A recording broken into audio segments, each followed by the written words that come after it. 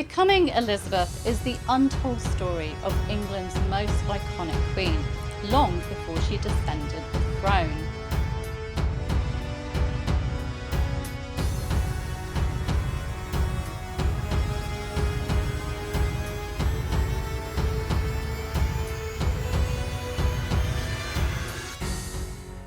Hi, long time no see. It's been ages since I've done one of these videos, but there's a new series on TV at the moment and it's inspired me to do some weekly videos associated with that.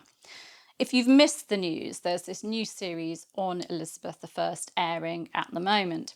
It's a Starz production and it started on Sunday the 12th of June.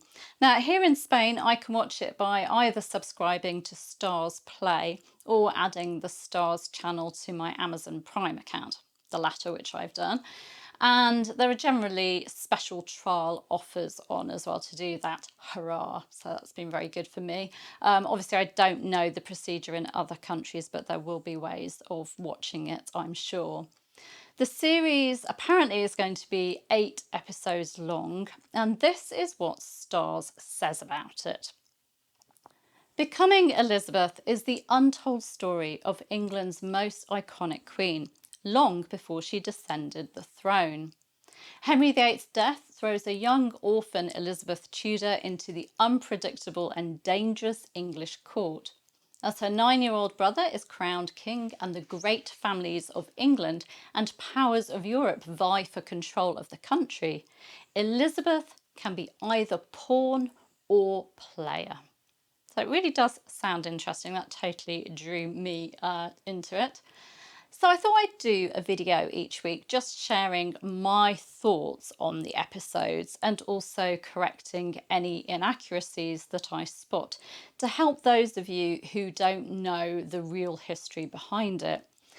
Obviously, Becoming Elizabeth is not a documentary. It's a kind of fictional retelling of this part of history. So it doesn't actually have a duty to accuracy, but I just thought it would be helpful. So I'm not trying to be a critic. I'm not trying to sort of pull it down.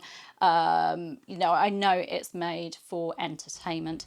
Oh, and there will be spoilers. So if you don't want me to spoil this series for you, then don't watch these videos until after you've watched the related episode.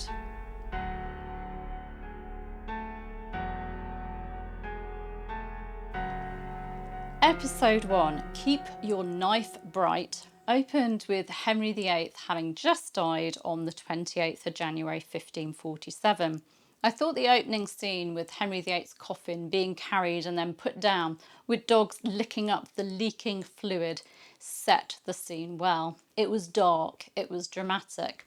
However, in real life, the king's body lay in state for 10 days before being taken on its journey to St George's Chapel, Windsor, and his coffin didn't rest overnight at Sion, where the dogs were said to have licked up the leaking fluid, until the 14th of February 1547.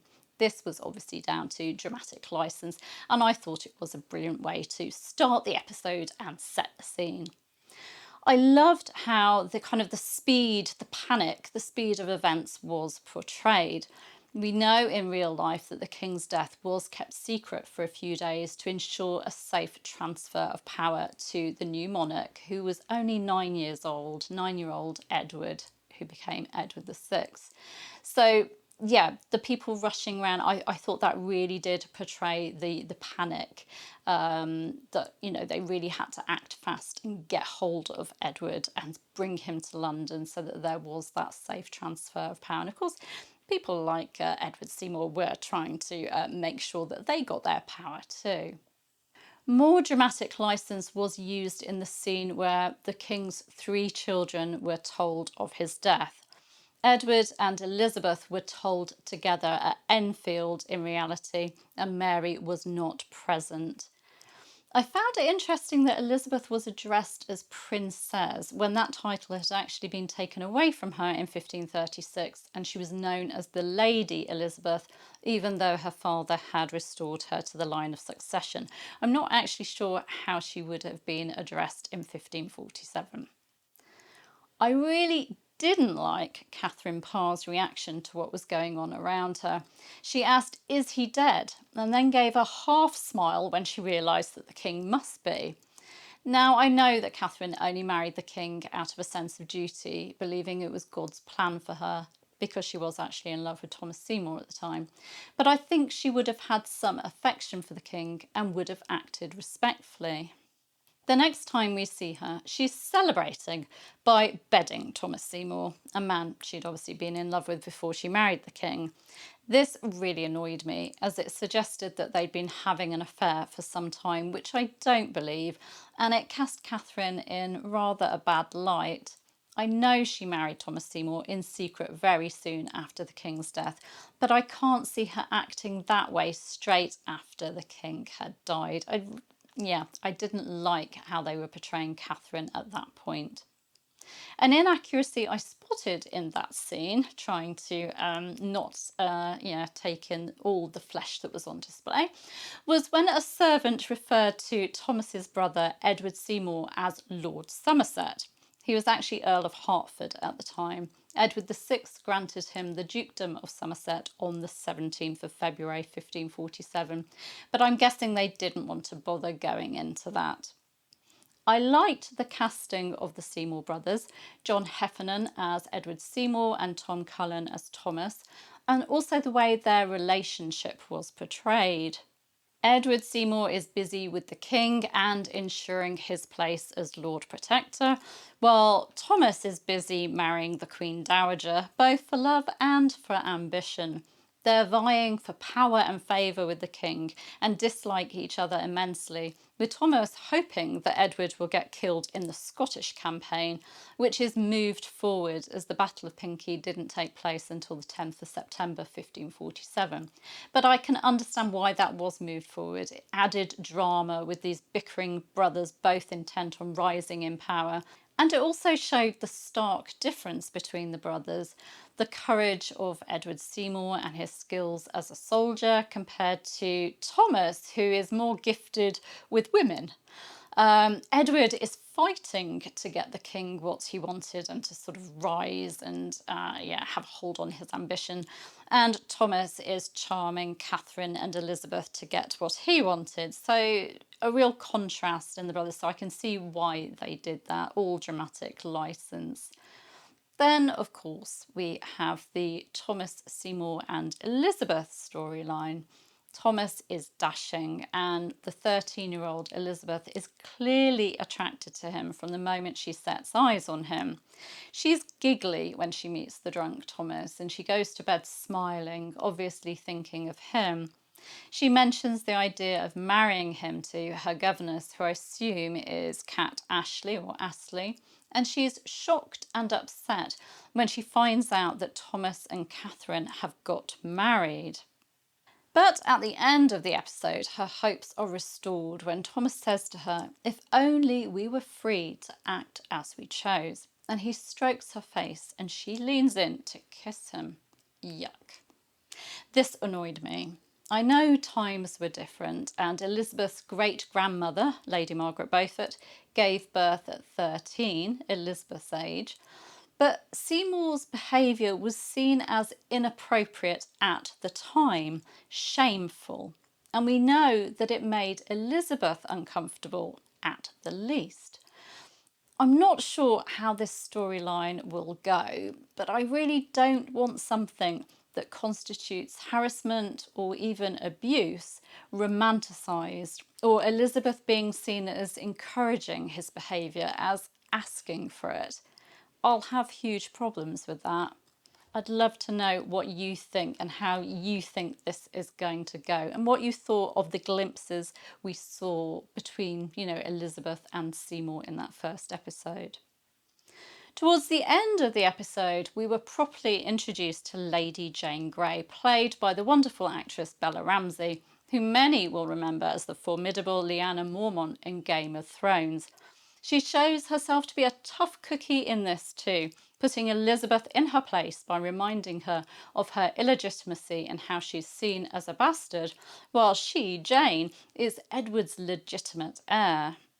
I doubt that the real Jane would have treated Elizabeth this way on meeting her in this situation, seeing as they were part of the same household.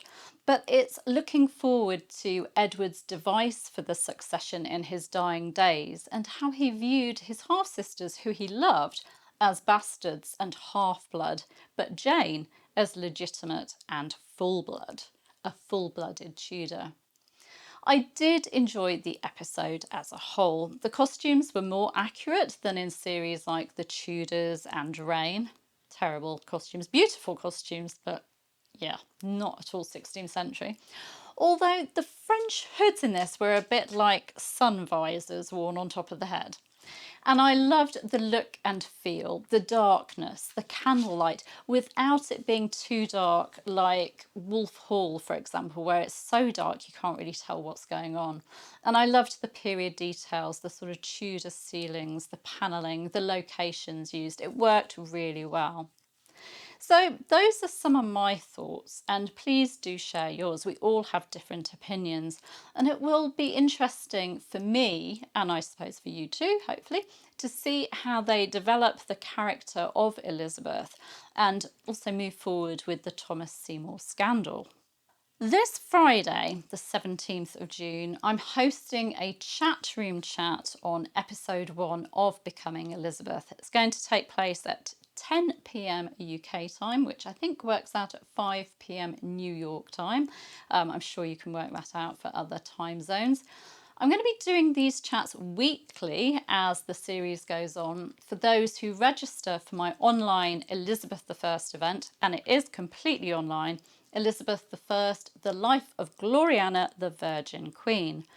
The main event kicks off on the 7th of September and is over 10 days, and it features talks and Q&A sessions exploring the life of the iconic Queen, along with some lives as well. I'll be joined by Linda Porter, Tracy Borman, Estelle Paronk, Owen Emerson and Elizabeth Goldring in September. And then I've added a special bonus talk and Q&A session which will be taking place in July with Christine Hartweg, author of Amy Rob's Heart, A Life and Its End, which is on the scandalous death of Amy, Robert Dudley's wife. That's going to be good. Do register soon if you want to join me for the chat on Friday. I'll give you the link to view the schedule and to register in the video description below. I hope to see you Friday and we can completely dissect episode 1 and think about where this series is going, and we can also talk about the casting, the locations, everything. We'll get into the real nitty-gritty. Anyway, I hope to see you then, and I hope you can join me for this online event. It's going to be good.